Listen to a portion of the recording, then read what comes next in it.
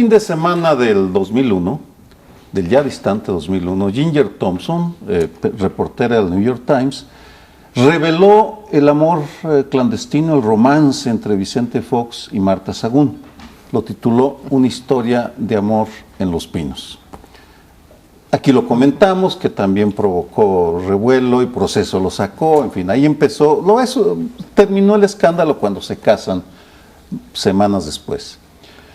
Este fin de semana, la misma periodista en Estados Unidos saca un reportaje explosivo porque afirma y cita funcionarios y a personajes diciendo que en una base militar del norte de México ya están operando un grupo de agentes de la CIA, de la DEA, de exmilitares para combatir al crimen organizado y que lo hacen con la total autorización del gobierno mexicano.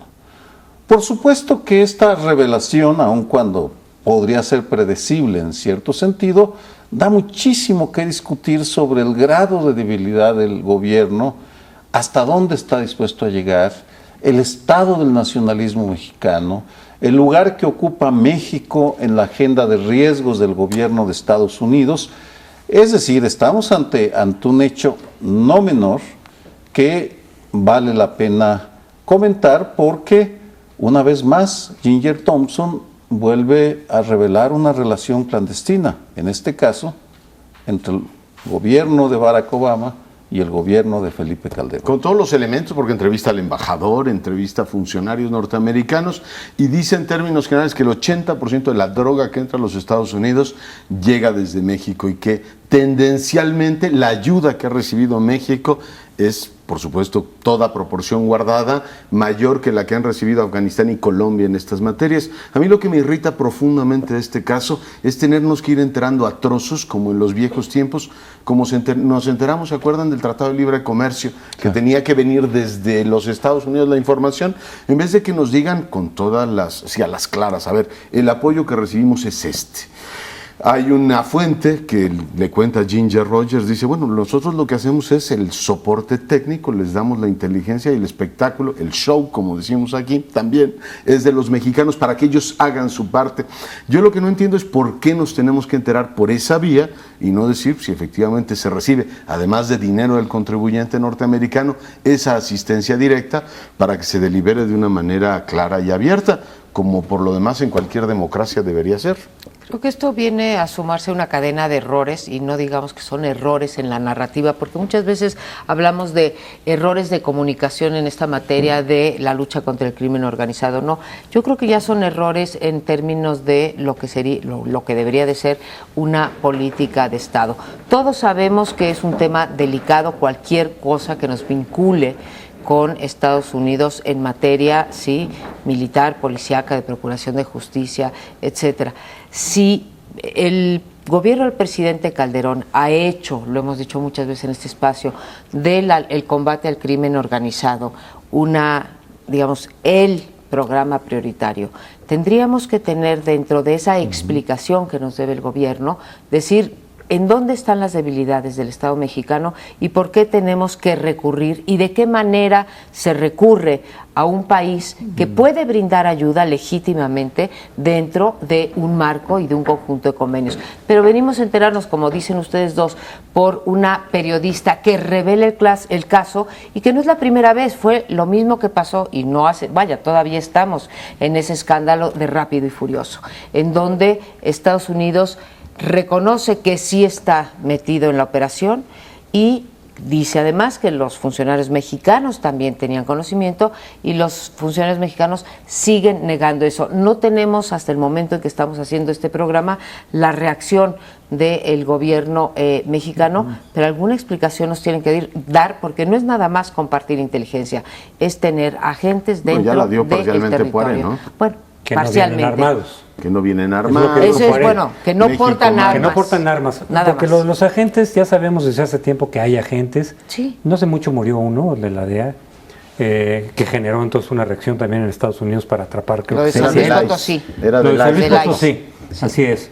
Y que bueno, provocó una reacción en Estados Unidos y capturó 600 líderes de las mafias allá, etcétera. Y bueno, lo del Kiki Camarena desde 85, ¿no? Que estaban operando acá. Siempre se ha dicho que no van armados, lo cual es difícil de creer. Pero ahorita lo que revela este reportaje es un cambio cualitativo, porque una cosa es que haya agentes de la DEA, sobre todo. De la CIA, pues sabemos que también ha habido gente de la CIA desde hace mucho, yo creo que siempre, ¿no? A través de las embajadas y demás, sino una base militar, que eso ya es un cambio distinto, es una cuestión distinta. El gobierno mexicano tendría que habernoslo informado, pero sabe del rechazo que hay a este tipo de cuestiones, ¿no? Por nacionalismo, bien o mal entendido, con lo que se quiera, por nuestra historia con Estados Unidos, pero precisamente cuando se ha hablado de un plan México, no del plan Mérida, sino un plan México, tipo plan Colombia, siempre se dice, no, es que en Colombia habían bases militares y estaban metidos hasta las chanclas los militares y los asesores militares norteamericanos.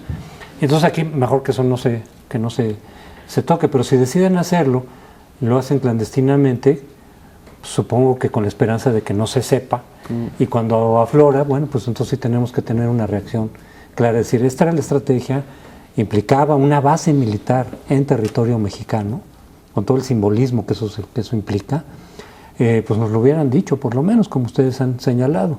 Pues ahora que se descubre por otra fuente distinta, sí tienen que decir algo más que simplemente, pues no vienen armados, ¿eh?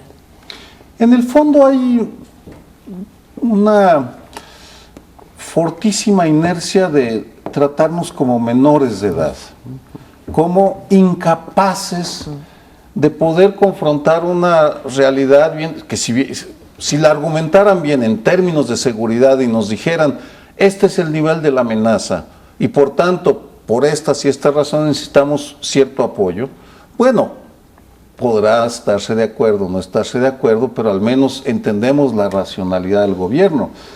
En lugar de ellos recurren al viejísimo argumento, no argumento, método de callarse la información, como si de esa manera no se fuera a conocer, lo cual es absurdo. El documento o las declaraciones de Alejandro Poiré son francamente pueriles, porque además dice que no puede decir más, salvo que no están armados, por razones de seguridad nacional. Es decir, si somos mayores de edad para ser extorsionados, robados, amenazados o asesinados, para eso sí somos mayores de edad y tenemos que aceptarlo y aún así respaldar al gobierno porque tiene la verdad absoluta. Pero somos menores de edad a la hora de que nos digan realmente lo que está pasando. Y en ese juego es penoso que nos tengamos que enterar una vez más por los medios norteamericanos de el grado al que está llegando la colaboración entre ambos países, sin que tampoco tengamos claro cuáles son los objetivos de Estados Unidos, porque tampoco sabemos en qué lugar de la agenda de riesgos estamos en estos momentos. Bueno, y déjame hacer un poco de populismo ciudadano, también somos mayores de edad para pagar impuestos. Yo creo que esto es un asunto muy delicado, el que nos traten como menores de edad o como estúpidos, porque es otra posibilidad, viene desde hace mucho tiempo. Cuando se dio el escándalo, recuerdan ustedes que compareció la canciller por el asunto de los drones, los aviones estos no tripulados, que Manlio Fabio Beltrón les dijo a sus propios correligionarios del PRI, tranquilos señores, y eso lo hacíamos desde el gobierno de Zedillo, el tema es que la información nos la dan a nosotros. Aquí lo que tenemos que ver es qué tipo de acuerdos hay, efectivamente, hasta dónde se da información y que se explique con toda claridad si el gobierno mexicano, por los niveles de corrupción que tiene, de ineficiencia, de lo que ustedes quieren y gusten, tiene que depender de una fuente de información externa, que es una capacidad fundamental de cualquier Estado soberano, para obtener información sobre esto. Creo que también el artículo tiene otro ángulo de lectura. Entrevistaron a Sarucán nuestro embajador en los Estados Unidos, y él dice, bueno, para todo efecto práctico vamos juntos con Estados Unidos. Si está teniendo éxito esta lucha, está teniendo los dos, si no, los dos nos vamos al agujero. Creo que hay también una lectura a un sector del gobierno norteamericano, de la clase política norteamericana, diciendo, lo que está ocurriendo en México está ocurriendo de manera común, es decir, la responsabilidad de lo que ocurre es de los dos gobiernos. Pero a mí me parece francamente sombrío el hecho de que nos tenemos que estar enterando a fragmentos, lo que creo que la opinión pública entendería perfectamente. Si el gobierno dice, necesito más información, como pidió dinero a través de la iniciativa Mérida, porque yo no puedo con las capacidades que tengo, yo creo que la opinión pública en gran medida diría, haga usted lo necesario para conseguir el objetivo, siempre y cuando refuerce sus capacidades institucionales.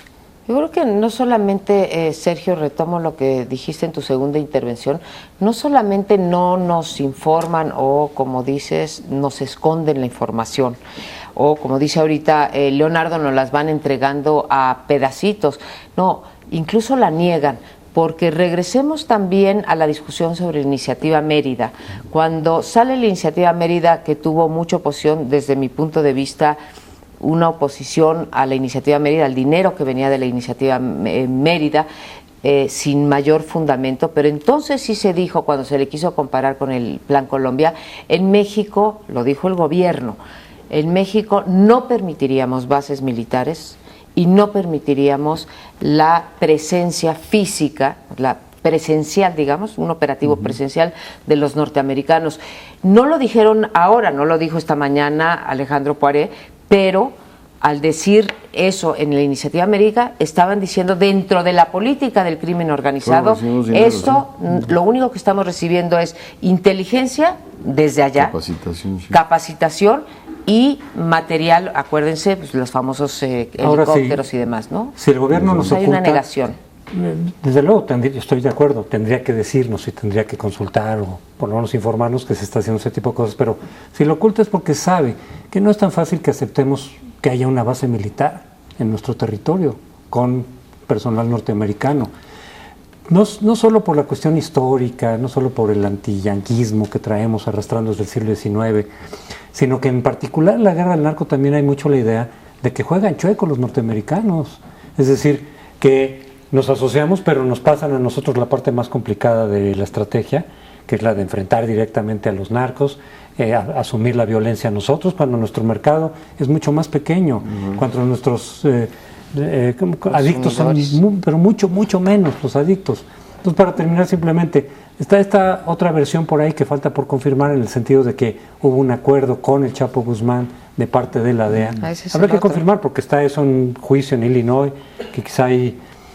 que no sería raro, porque la DEA así opera, y en ese sentido también decir, oigan, pues entonces no están jugando chueco, porque si nosotros nos vamos contra tales y cuales cuarteles y ustedes por su lado están negociando, pues entonces la eficacia de nuestra propia estrategia, que somos nosotros los que estamos pagando los costos más altos, y lo de Rápido y Furioso, que eso sí ya no es, eso está totalmente comprobado, pues nos juegan chueco, y hay esa desconfianza.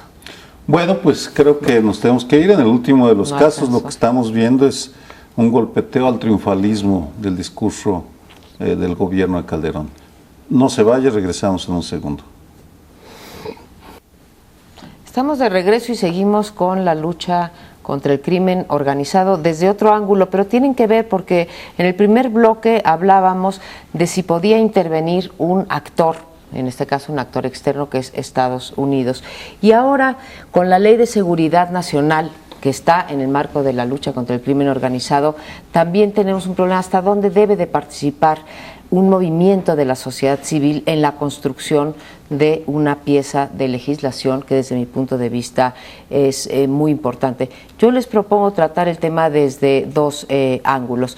Por una parte es si tenemos que pensar en varios actores, desde luego en las víctimas, que han sido las que han sufrido estos daños de la lucha contra el crimen organizado, muchas veces sin deberla ni temerla, y bueno, la participación del ejército está diseñada no para ir en contra de estas víctimas, desde luego, sino para protegerlas. No ha tenido los resultados que se requieren y hoy el ejército pide un marco jurídico que pudiese protegerlo.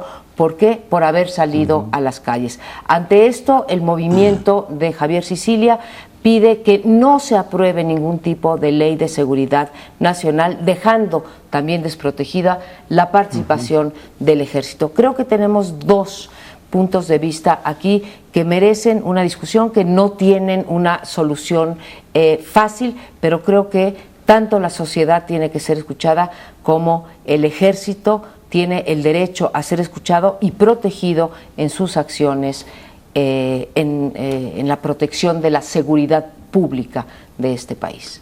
Dos reacciones.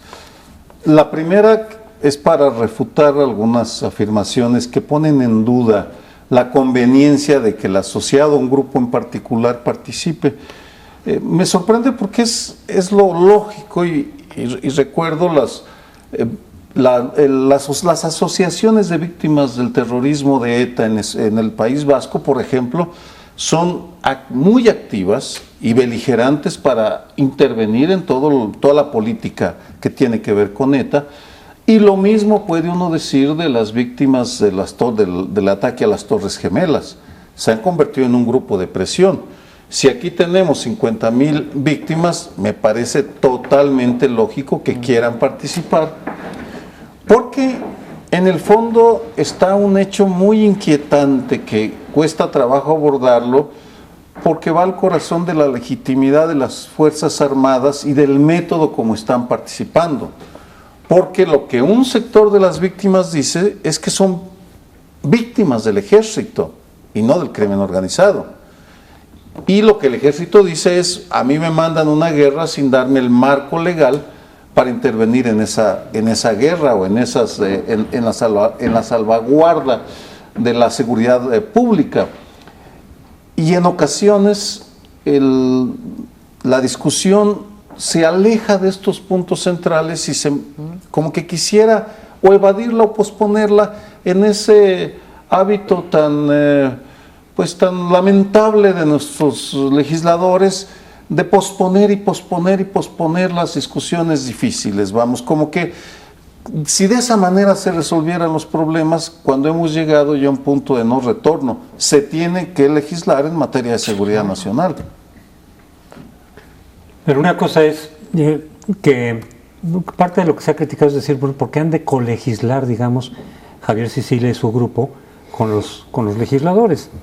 Yo creo que no necesariamente tiene que ser así o ser visto así, sino la consulta a grupos interesados, desde luego llevando también expertos de la sociedad civil en esta materia, que digan sus puntos de vista, que analicen con conocimiento de causa, y desde luego que el movimiento de Sicilia es representativo no de toda la sociedad civil, como a veces en el discurso parece entreverse, pero sí por lo menos de una buena cantidad de quienes han perdido familiares en esta guerra, incluso soldados, policías, o sea, no solamente gente inocente, y que están ahí representados, ¿no?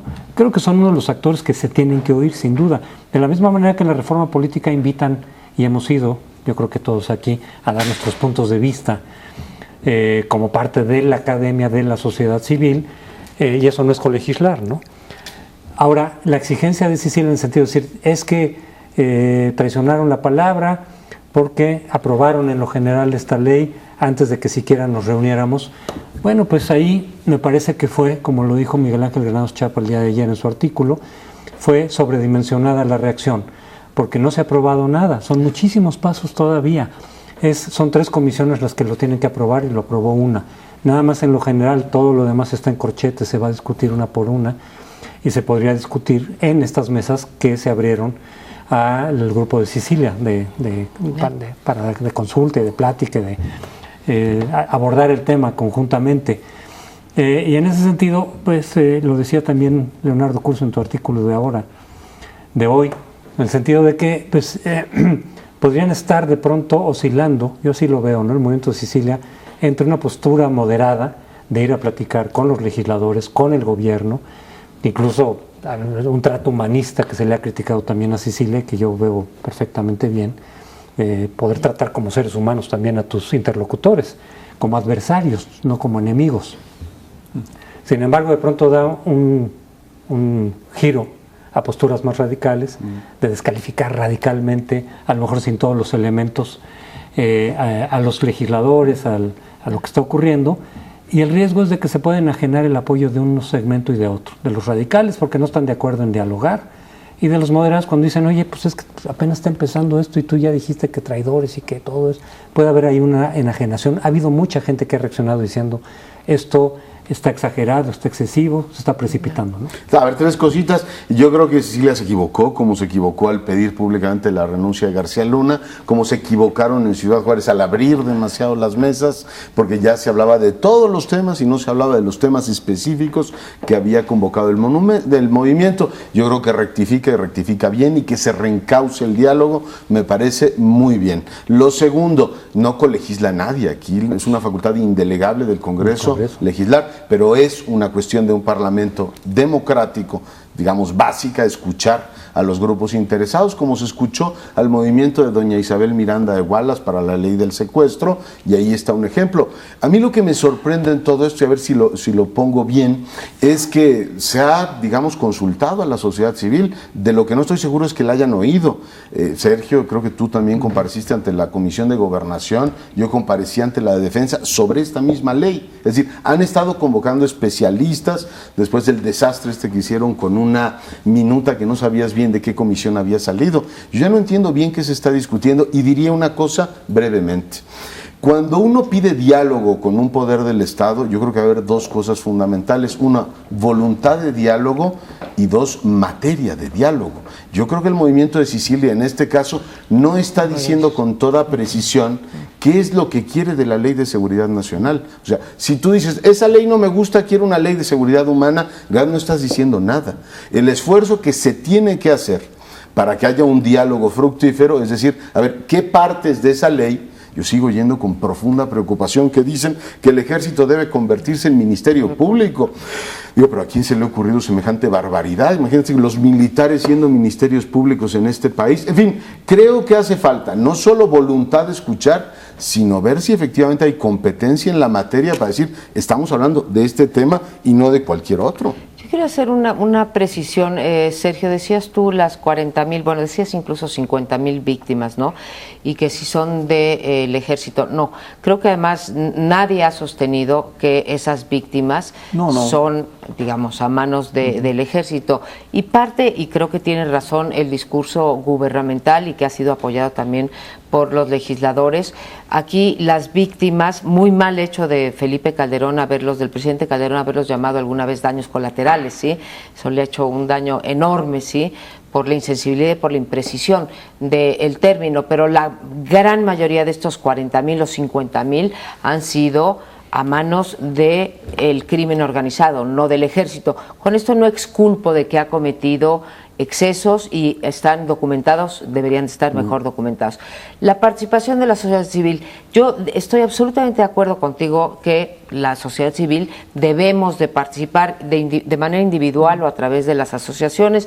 Ya mencionó Reforma del Estado, ya mencionaste tú también, Leonardo, de Seguridad Nacional. Vamos a la otra, la del Foro Energético, ¿se acuerdan? Ahí se hicieron una serie de foros, se escuchó a todo mundo. A mí la parte que sí me preocupa de un movimiento que respeto como el de Javier Sicilia es esta parte de la falta de concreción. Si Javier Sicilia, Emilio Álvarez y Casa, etcétera, tienen a un conjunto de profesionales, ¿sí?, que conocen la materia y dicen, bueno, aquí está la propuesta del movimiento para esto, adelante, ¿sí? Lo que no se puede es descalificar, no proponer cuestiones concretas, por ejemplo, que les exijan a los legisladores que hagan la ley de víctimas y la de reparación del daño, adelante. Ahora, vamos a ver qué de ley de víctimas y qué de reparación del daño. Pero necesitamos concreto, porque si no nos quedamos en la parte del sentimiento, que importa muchísimo, pero también tenemos al ejército, a quien hay que cuidar.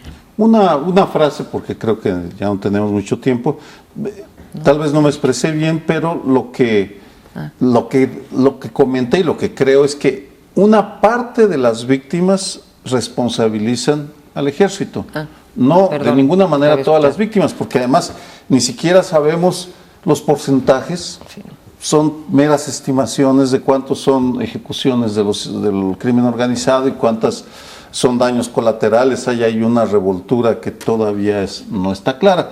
Pero eso es lo que yo creo, ¿no? Okay. Es una realidad que hay esa crítica muy severa que se tiene que tomar en cuenta solamente. Yo creo que lo que es fundamental que se discute y sería muy útil que empezáramos a pedir posiciones claras sobre determinados temas es si el ejército va a intervenir en determinadas entidades, bajo qué supuestos, quién va a otorgar el mandato, debe o no opinar el Senado, quién controla efectivamente cómo se desarrolla el despliegue, cómo se acompasa eso con las libertades y la última reforma de los derechos humanos. Digo, se puede hablar de la primavera si uno quiere o de todos los temas ligados a los asuntos de seguridad, pero si en este caso es concretamente el tema de la Ley de Seguridad Nacional, perdón que recuerde algo, en su versión anterior tú hiciste un gran trabajo por este país al hacer un seminario en el Colegio de México y discutir el tema de los servicios de inteligencia con transparencia. Eso no es un asunto de discusión amplia y general, es un tema preciso sobre el cual hay que pronunciarse. Pues yo digo que hay una crisis de diálogo, hay necesidad de querer dialogar, o sea, esa voluntad, pero también tenemos que aterrizar las materias y no estamos hablando de todo y de nada. Lo que me pasa es que el Grupo de Sicilia lo que ha dicho, lo que ha enfatizado es que en lugar de ser una estrategia que privilegie la protección de las instituciones, que privilegie a la vida humana. ¿Por qué? Porque pareciera, es decir, creo que con fundamento, que esta estrategia como que descuida precisamente lo de los daños colaterales. Bueno, pues ni modo, es que, bueno, pues tenía que haber violencia. Es decir, no, se tiene que enfocar precisamente en el cuidado de los ciudadanos, de los derechos humanos, etcétera. Pero yo no veo que eso no pudiera entrar también, digamos, como enfoque en la Ley de Seguridad Nacional. Ya, en realidad, el llamarle de seguridad nacional o de que es la cuestión fundamental o de seguridad humana, quizá es una cuestión menor. Si el chiste es el fundamento, el contenido de lo que vaya a regular la actuación de las Fuerzas Armadas. Que de hecho esa parte de derechos humanos está, aunque no lo crean, en la minuta del Senado, ¿sí? Por la reforma. Tendrán que ir acompañados de representantes de la Comisión Nacional de Derechos Humanos. Pero la reforma de los derechos humanos es posterior a la minuta del Senado. La tienen que incorporar también. En la minuta del Senado estaba incorporada ya que tenían que intervenir con un representante de la Comisión Nacional de Derechos, creo, aparte de esta nueva, pero bueno, ya tendremos oportunidad de seguirlo discutiendo. Quédese con nosotros, vamos a un tercer bloque muy interesante sobre la Procuraduría General de la República. ¿Qué tan efectivo? Bueno, estábamos discutiendo el tema de la seguridad nacional y podríamos discutir muchos otros temas que quedan pendientes en este país, la ley esta de lavado de dinero, que también nos deben los legisladores, pero tenemos un asunto que es una especie de volcán que no cesa de eruptar. Y es el tema de la Procuración de Justicia. Hay, por supuesto, muchas discusiones en este país sobre si el ejército se debe desplegar o no, sobre si debe haber más o menos policías federales, sobre si debe haber más o menos mando único, sobre si los municipios están cumpliendo con sus funciones. De hecho, le recortaron a 127 ayuntamientos el subsemun, el subsidio directo para seguridad pública, que en casi cualquier país sería motivo de escándalo. Es decir, ¿qué están haciendo los alcaldes que no avanzan en sus programas de seguridad pública, que es lo que más le intenta a los ciudadanos? Pero tenemos una crisis que parece que convivimos con ella como si estuviera en la naturaleza de las cosas, y es la Procuraduría General de la República, que es una auténtica zona de desastres. Abro la discusión, yo no me acuerdo cuántas veces, a lo mejor ustedes lo recuerdan, en los últimos 10 años nos han dicho que reestructuran a la PGR, le cambian de nombre a la Fiscalía, la Subprocuraduría, la militarizan, en fin, hay una serie de, digamos, arreglos, desarreglos, reingenierías y recomposiciones, y siempre funciona mal. Es decir, terminamos siempre en una situación desastrosa. La última es, pues, enterarnos de que 21 delegados de la Procuraduría General de la República, que son los representantes de esa dependencia en los estados, es decir, altísimos funcionarios, han sido cesados por distintas razones. Todavía está por discutirse si los cesaron por incompetentes, por ladrones, por coludidos con el crimen organizado. El caso es que tenemos una gravísima crisis de procuración de justicia y no hemos encontrado en todos estos años la fórmula para cambiar el Ministerio Público. A ver, pues es que no se han preocupado también por, otra vez, decirnos cuál es esa fórmula. Llevamos tres procuradores, otra vez, vuelvo y le pido una disculpa aquí a mis contertulios y también al auditorio, ¿sí? Es el principal programa del gobierno del presidente Calderón y no nos dicen, estamos en el casi quinto año de gobierno y no nos dicen cuál es el diseño que quieren para una institución tan importante como es la Procuraduría General de la República, que es uno de las tres patas que tenemos que tener: la policía, los jueces y el Ministerio Público, ¿no? Para combatir, para que sea eficaz la lucha contra el crimen organizado. Entonces llevamos 3 procuradores, quiero suponer yo que entonces llevamos, Leonardo, tú sabes más de estas cosas, 3 proyectos de reestructuración de la Procuraduría Y General. todos los de Fox y todos los de Cedillo. Tienes una zona Bueno, de desastre desde hace muchísimos años. No solamente no nos dicen cuál va a ser la política, solamente nos dicen qué diseño institucional debe de soportar esa política de lucha contra el crimen organizado, no solamente no nos dicen por qué cesaron a 21 delegados, ¿sí? Corrupción o incompetencia, o simplemente problemas políticos, sino cuarto, no nos dicen a dónde se van a ir todos estos delegados que corrieron de la Procuraduría, más los que corrió el procurador Arturo Chávez Chávez, más los que corrió Eduardo Medina Mora cuando fue procurador. Entonces debemos de tener en la calle a cientos, literalmente a cientos de personajes que trabajaron, estuvieron expuestos a información muy importante en la PGR, trabajaron en operaciones de campo y quién sabe si estos hayan ido a engrosar las filas del crimen organizado precisamente. Planteas un tema fascinante. ¿Por qué algunas instituciones son zonas de desastre y otras no? Del ámbito del Gabinete de Seguridad, solo Nada me más. quedo en ello porque recuerdo la caída vergonzosa de la Dirección Federal de Seguridad cuando también corren a todos los comandantes, pero a tu pregunta de cuándo empezó a ser zona de desastre, yo recuerdo en el 93 una conversación con Jorge Carpizo, quien el día de hoy presentó junto con un grupo de juristas de la UNAM unas propuestas que seguramente van a ser muy interesantes. Lo fui a visitar la Procuraduría y le pregunté, Jorge, ¿en cuántos confías de esta Procuraduría? Creo que en aquellos años, 93, tenía alrededor de 5,000, puede ser más, algo así. Actualmente son 20,000.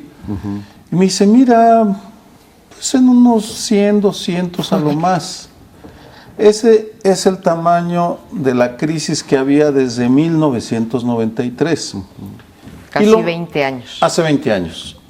Y lo menciono porque ahí está encapsulada en una institución los motivos para la crisis de seguridad que tenemos. Me preguntaba una investigadora que está haciendo trabajo de campo en Tamaulipas, por tanto no quiero dar su nombre, me decía, ¿en qué momento perdimos México? No me queda claro. Le dije, mira, en el momento en el cual el aparato de seguridad dejó de ser confiable para el Estado y se convirtió en un instrumento del crimen organizado. Y eso se dio hace bastantes décadas, antes incluso que el 93. Sí. En los 80s, el escándalo de Camarena ya estaba penetrado.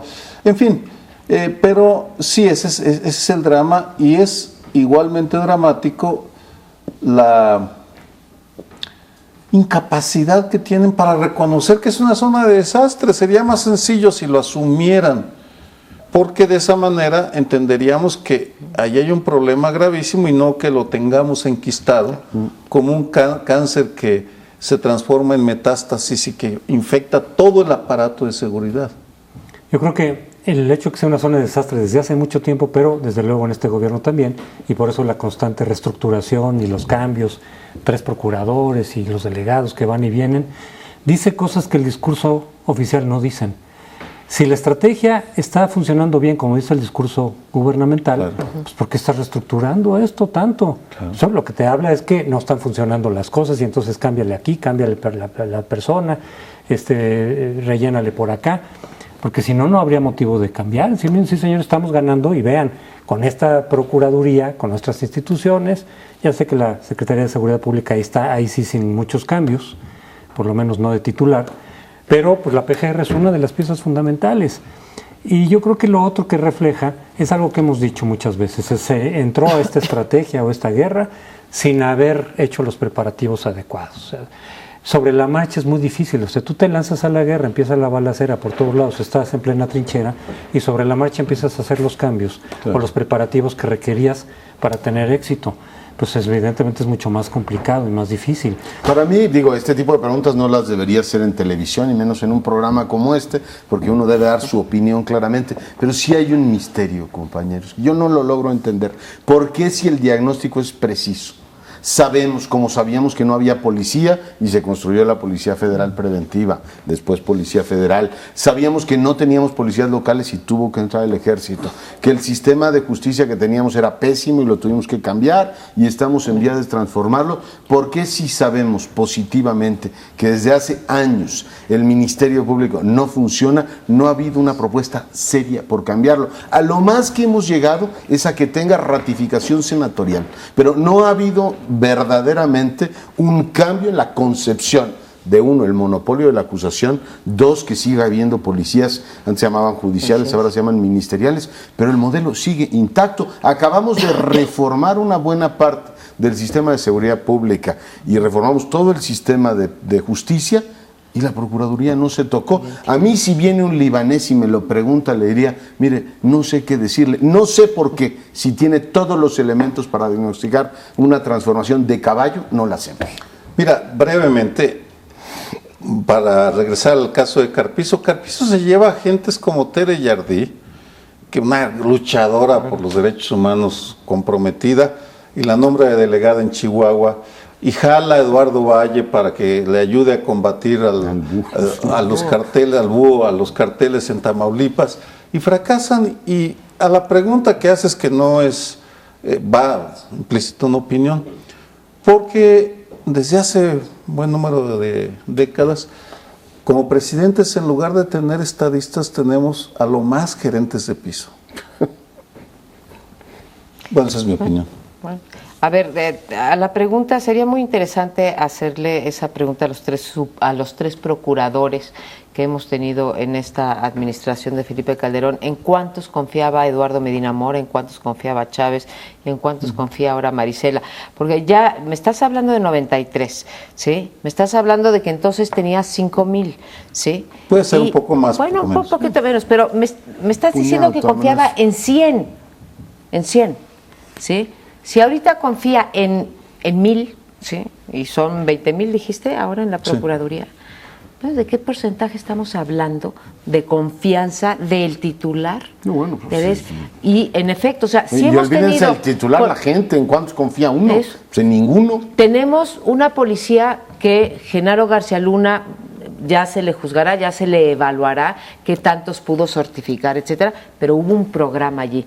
Yo también me pregunto como tú, Leonardo, si hubo un programa de formación y capacitación y verificación de los cientos de miles de ministerios públicos que son los que tienen que procesar precisamente nuestra primera instancia antes de ir con el juez. Ahora, este asunto está, por otro lado, la desprotección que hay a nivel local, y aquí incluiría yo lo que ha ocurrido en Michoacán, que también es un asunto de seguridad nacional en esta semana, es decir, la desprotección con la que algunos encuestadores fueron capturados, raptados, ¿no?, levantados, y después afortunadamente los soltaron, pero que deja entrever pues la inseguridad que hay en la zona, en Apatzingán. Y al oír al alcalde de Apatzingán referirse sobre estos asuntos y decir, señores, yo no puedo ni cuidar a mis hijos, de todo lo demás lo tiene que encargarse el gobierno federal o el estatal, si acaso, pero yo no me puedo hacer cargo de la seguridad, mucho menos en zonas lejanas a la cabecera, pero ni siquiera aquí. Y bueno, es decir, bueno, ahí empezaron los operativos también, es decir, después de 5 años resulta que la zona está en veremos si se puede hacer elecciones o no, por lo menos en ese municipio, si se pueden instalar las casillas y demás, porque ya se convirtió en una de alto riesgo. Pero no está en veremos, la controla la familia, como hemos visto. Eso está la elección de ver si se puede. Digo, está clarísimo que controlan ellos. Pero yo diría, como apunte final, me toca cerrar el bloque, yo creo que la crisis es bastante más grave que una concepción presidencial, porque ahí están todas las fuerzas políticas en el Congreso y ninguna sabe por dónde arrancar una reforma del Ministerio Público. Y todos los gobernadores de distintos signos tienen procuradurías y policías ministeriales. Y en todas las entidades la Procuraduría de Justicia y la Policía Ministerial es un auténtico desastre. La gente no confía en ellos. Yo creo que ahí hay un gran tema que discutiremos, si les parece, en otro momento. Hacemos una pausa, regresamos. Bueno, vamos a darle un giro a la plática en este programa y ahora nos vamos a lo electoral. En el DF empiezan a sonar alarmas en el PRD. ¿Por qué? Porque, por un lado, pues en realidad, como que hay muchos candidatos para sustituir a Marcelo Ebrard, pero ninguno que sea de mucho jale, de mucho peso. Como que ocurre un poco lo que yo veo en el PAN a nivel de la candidatura presidencial. Está fragmentado, son muchos, no va a estar claro quién pueda tener los apoyos necesarios y si juegan mal el PRD en el Distrito Federal, podría perder este que ha sido su bastión desde 1997, o sea, desde la primera vez en que se puso a la decisión ciudadana quién sería el jefe de gobierno. Y hay varias encuestas que han salido, una muy reciente, pero algunas otras también, en donde dicen que si Beatriz Paredes volviera a repetir como candidata del PRI, ya lo fue, podría ganar frente a algunos de los otros candidatos de los que se están moviendo para sustituir a Ebrard, frente a todos, en realidad. Y tenemos el dato, eso sí muy claro, ya no de encuesta, que en 2009 la votación del PRD respecto al 2006 bajó dramáticamente, o sea, la curva es así hacia abajo. Y los votos del PRI subieron dramáticamente, no llegaron a cruzar el umbral en el cual ya se vieran triunfos del PRI, pero ya estaba muy cerca y con una muy baja participación en el DF. Es decir, una mayor participación que está inclinada ahora por el PRI, que se puede dar, también un poco por el arrastre que podría tener a nivel nacional el PRI, pues la pregunta es, ¿podrá retener la capital el PRD o podría caer en manos del PRI también como parte de un carro completo que se vislumbra en el horizonte del 2012? Y ahí el efecto... adelante. Bueno, iba a complementar la parte de la información que nos da Crespo. La bajada es tan grande en la Asamblea, por ejemplo, para diputados, que baja hasta el 25% de la votación en las últimas elecciones del 2009. Lo que pasa es que no nos acordamos, pero hay una cláusula de gobernabilidad, esa que quiere meter Peña Nieto a nivel federal, que le permite que con menos del 30% de la votación, tener la mayoría de la Asamblea Legislativa, que es una cosa muy impresionante. Pero, en fin, la encuesta de Reforma viene confirmando una tendencia mostrada en los datos y una tendencia que muestran otras encuestas. De tal manera que hoy la pregunta, más que quién va a ganar imponiendo a su candidato Andrés Manuel López Obrador o Marcelo Ebrard como jefe de gobierno capitalino, la pregunta es, en efecto, si va a poder mantener la plaza. En estos careos que se hacen, porque por partido sigue ganando, hay que decirlo, por partido sigue ganando el PRD por pocos puntos, por 7 puntos. A estas alturas, hace 6 años, el PRD ganaba por cerca de 40 puntos, o sea que sí estamos en una situación muy diferente. Y si le metes el factor Beatriz Paredes saca en el peor careo 49% contra Navarrete, que es la mejor carta del PRD, que saca 27%. Es una barbaridad. Pierde la capital del PRD y pierde mucho. Pierde un gran presupuesto, 137,000 millones, pierde 9 millones de habitantes y pierde unas redes clientelares gigantescas que no sabemos cómo puede recuperar. Y la segunda posición de poder en este país. A mí lo que más me llamó la atención de esa encuesta es el efecto Peña Nieto. Es decir, lo de Beatriz Paredes ya lo ha visto hace 6 años, es una mujer muy popular y a la hora que se encartó como candidata no necesariamente fue tan competitiva como lo planteaban las encuestas preelectorales. Hay un efecto de reconocimiento que parece increíble, pero en esta nuestra ciudad, por ejemplo, prácticamente la mitad de los pobladores no sabe quién es la presidenta de la Asamblea Legislativa. Además, me estoy yendo lejos, no sabe ni quiénes son los secretarios. Creo que un 17% ubica, por ejemplo, al señor Delgado, al procurador Mancera, lo conoce 1 de cada 5. Tú tienes un efecto de reconocimiento, Beatriz parece muy conocida, y puede ocurrir eso. A la hora de la verdad no sé cómo vaya a comportarse el capitalino. Lo que está claro es que Peña Nieto y López Obrador, que son dos personajes conocidos por todos, sí efectivamente te permiten probar que va 10 puntos arriba Peña Nieto de López Obrador, que sigue siendo un hombre muy querido en la capital de la República, y yo creo que eso el PRD sí lo debería efectivamente analizar. Hay 50% de intención de voto para Peña y 40% para el señor López Obrador. Hay un proceso de intranscendentización del PRD con estos candidatos que tienen. No parece que ninguno levante un entusiasmo, que digas, este es un gran político, que podría levantar efectivamente la votación en el DF. Pero en fin, así lo veo yo.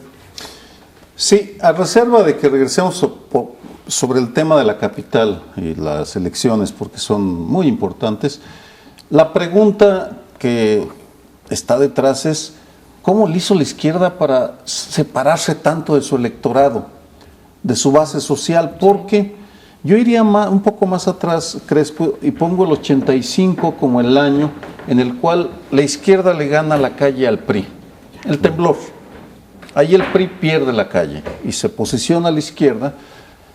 Y si en el 88 no pudo elegir a delegados o tal vez a jefe de gobierno, era porque no se podía votar. Pero fuera de eso ganó las senadurías, las diputaciones, en fin, las federales. Esa base social, sin embargo, empezó a haber una erosión que es evidente, porque me parece que que hay un modelo corporativo de izquierda, no muy diferente al del corporativismo de derecha del PAN o del PRI. Durante el fin de semana hubo una manifestación magna de la tribu que encabezan René Bejarano y Dolores Padierna, para demostrar que su movimiento nacional de la esperanza tiene realmente fuerza, pero es una fuerza, de lo que uno puede observar, basada en esos métodos de control, de la búsqueda de la cuota y del dinero.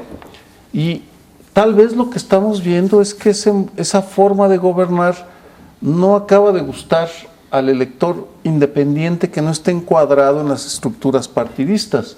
A lo mejor yo he votado izquierda todos estos años, pero esta es la primera ocasión en la cual probablemente no vote, pues, pero en la capital... Te vamos a fustigar, ¿eh? No, ¿por qué? No, simplemente digo que a lo mejor no voto. Me tienen que convencer los candidatos, ya no simplemente porque sean amarillos tengo que votar por ellos. Yo anulé en la última, pues es un desastre. Diferente. Y fue la ciudad que más votos nulos tuvo. Es diferente anular. Por eso, pero ni siquiera hubo 11% de voto nulo en la capital. Sí, pero hablando del fenómeno corporativo del PRD, pues también se está fracturando.